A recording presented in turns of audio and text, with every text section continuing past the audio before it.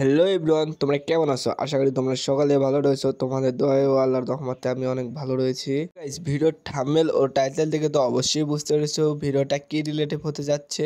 আমাদের মধ্যে অনেকেই রয়েছে যারা 2 জিবি 3 জিবি 4 জিবি র্যামের ফোনে গেম প্লে করে, কিন্তু এইসব ফোনে হেডশট মারা খুবই মুশকিল হয়ে পড়ে। আজকের ভিডিওটা তাদের জন্য যারা শুধুমাত্র লো এন্ড ডিভাইসে গেম প্লে করে, যারা 6 জিবি প্লাস র্যামের ফোনে গেম প্লে করে, তাদের ফোনে থাকে অনেক ভালো প্রসেসর আর অনেক ভালো সেন্সিটিভিটি। হেডশট মারার জন্য আমাদের খুবই গুরুত্বপূর্ণ বিষয়টা হলো সেন্সিভিটি না থাকলে আমাদের হেডশট সহজে লাগতে চায় না। এটাই হলো সমস্যা লো এন্ড ডিভাইসের। অনেক লো প্রসেসর থাকে আর অনেক কম সেন্সিভিটি থাকে। আজকে আমি কিছু সেটিং বলে দেবো, এই সকল সেটিং গুলো তুমি যদি মেনে চলো তাহলে অবশ্যই তুমি অনেক ভালো গেম প্লে করতে পারবে লো এন্ড ডিভাইসে।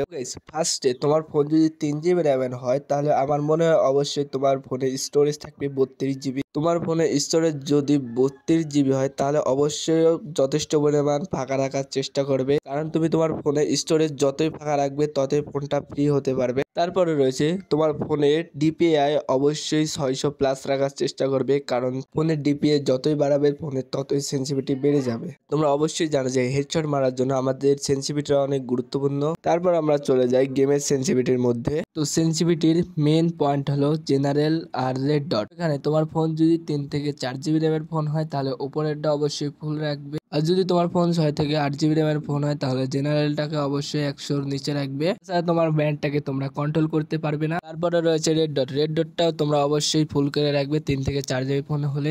6 জিবি র্যামের হলে তোমরা অবশ্যই কম করে রাখবে, আর নিচের গুলো তোমরা অবশ্যই নিজের মতো কম্বিনেশন করে রাখবে। তোমার ফোনে কোনো ধরনের রিপ্লে অপশন চালু রাখলে অবশ্যই রিপ্লে অপশনটা অফ করে রাখবে। এই অপশনটা চালু রাখলে তোমার ফোন ল্যাগ করতে পারে। তারপরে তোমার ফোনে গেমের ভিতর যেগুলো অপ্রয়োজনীয় জিনিসপত্র ডাউনলোড করা রয়েছে তো সেগুলো তোমরা অবশ্যই ডিলিট করে দেবে। এগুলো ডাউনলোড করা থাকলে তোমার ফোন অনেক ভারী হয়ে যাবে। তাছাড়া তোমার ফোনে কোনো ধরনের যদি গেমিং মোড থাকে তাহলে অবশ্যই সেটা চালু করে গেম খেলতে লাগবে। আমি যে এই কথাগুলো বললাম এইসব করলে তোমরা হয়তোবা তোমার ফোন দিয়ে অনেক সুন্দর করে হেডশট মারতে পারবে। আর যদি আমি যেগুলো বললাম এগুলো করেও তুমি যদি তোমার ফোনে গেম খেলতে না পারো তাহলে অবশ্যই তোমার ফোনে আর কোনোদিনও গেম খেলার চেষ্টা করো না, তাহলে তোমার ফোন খুবই তাড়াতাড়ি নষ্ট হয়ে যেতে পারে। তো আশা করি তোমরা সকলে বুঝতে পেরেছো। এই ভিডিওটা তোমার যদি একটু কাজে লাগে তাহলে অবশ্যই একটা লাইক করে চ্যানেলটাকে সাবস্ক্রাইব করে সবসময়ের জন্য পাশেই থেকো। আবারও দেখা হচ্ছে পরের ভিডিওতে, ততক্ষণ পর্যন্ত ভালো থেকো, সুস্থ থেকো, গুড বাই।